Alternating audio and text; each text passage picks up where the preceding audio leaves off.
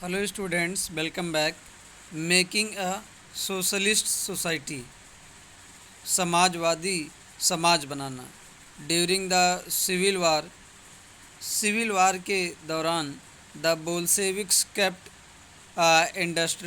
Industries and banks nationalised. तो Bolshevik उद्योगों को और बैंकों का राष्ट्रीयकरण जारी रखा। They permitted peasants to cultivate the land, और वे किसानों को आदेश दे दिए खेतों में खेती करने के लिए। डेट हैड बीन सोशलाइज्ड, जिन ज़मीनों पर समाजवाद का कब्जा था। Bolsheviks used confiscated land to demonstrate what collective work could be. तो बोल्शेविक लैंड के कन्फिस्टिकेट करने के लिए जारी रखा, मीन्स ज़मीनों को जब्त करना जारी रखा। To demonstrate what collective work could be, तो कैसे सामूहिक कार्य हो सकते थे। A process of centralised planning was introduced. एक सेंट्रलाइज्ड प्लानिंग इशू किया गया, इंट्रोड्यूस्ड किया गया। Officials assist how the economic could work, और जो अफसर लोग थे ये मुआयना करते थे कि कैसे अर्थव्यवस्था काम करती थी। And set targets for a 5 year periods, और 5 वर्षों के लिए लक्ष्य रखा जाता था। On this basis they made the 5 year plans, तो इसी आधार पर वो पंचवर्षीय योजना बनाए थे।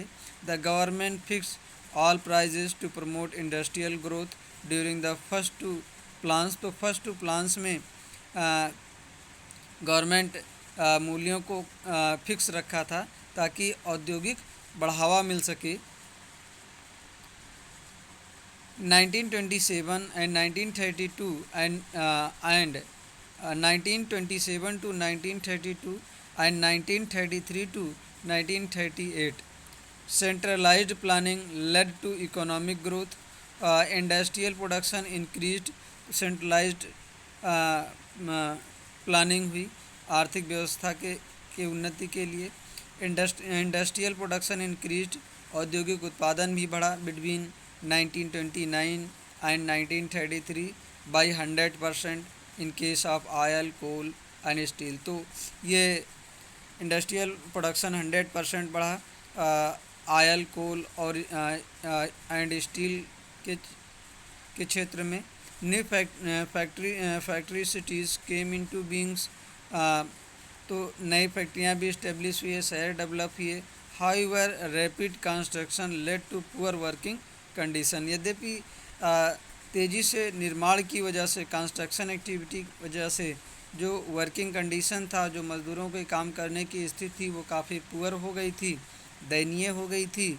In the city of Magnitogorsk the construction of steel plant was achieved in 3 years. तो 3 वर्षों में ये स्टील प्लांट्स को कंप्लीट किया गया।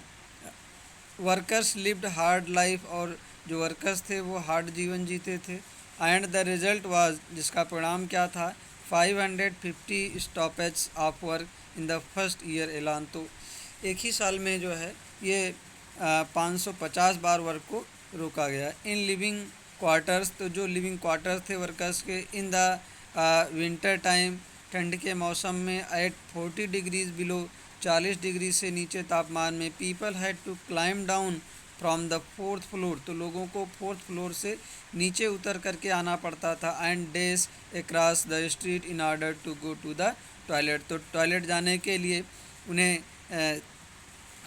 गलियों के रोड को पार कर के जाना पड़ता था दौड़ करके। And dashed across the street in order to go to the toilet, means toilet की व्यवस्था नहीं थी 4th फ्लोर पे। An extended schooling system develop, और स्कूलिंग सिस्टम डेवलप किया गया। And arrangements were made for factory workers and peasants to enter universities, तो जो फैक्ट्री वर्कर्स थे और जो पीजेंट्स थे, इनके लिए यूनिवर्सिटीज़ खोली गई शिक्षा की व्यवस्था के लिए।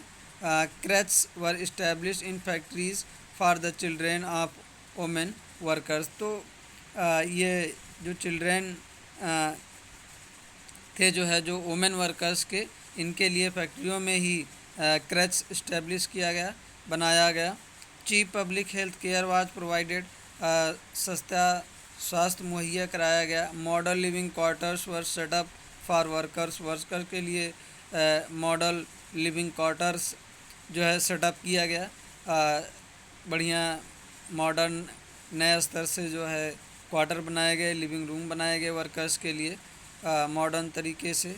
The effect of all this was uneven, तो इसका प्रभाव हर जगह एक जैसा नहीं था, मीन्स हर जगह वर्कर्स को ऐसी सुविधाएं नहीं मिलती थी। दो सिंस गवर्नमेंट रिसोर्स वर लिमिटेड, क्योंकि जो सरकार का जो संसाधन था वो सीमित था, मीन्स धन का अभाव था।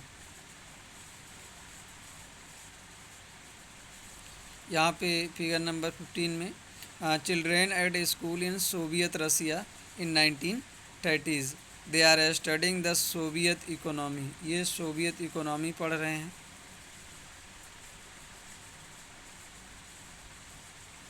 ये फिगर नंबर 17 है, फैक्ट्री डाइनिंग हॉल है, यहाँ पे फैक्ट्री में लोग वर्कर्स खाना खाते हैं।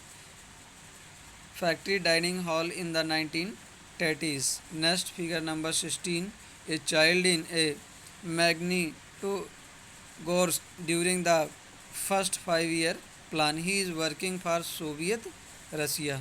यहाँ पे ये दिखाया गया है कि ये सोवियत रसिया के लिए काम कर रहे हैं। Thank you.